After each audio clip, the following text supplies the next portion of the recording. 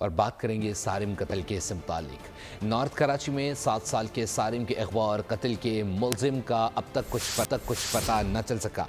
बच्चों के मौल्लिम के कमरे से कुछ दवाएं और नाजिबा वीडियोस मिली हैं। वीडियोस मौल्लिम ने अपने मोबाइल से खुद बनाई थीं। दूसरी जानिब फॉरेंसिक लैब ने DNA रिपोर्ट के लिए मजीद वक्त मांग लिया। पुलिस का कहना है कई सैंपल्स लिए गए थे।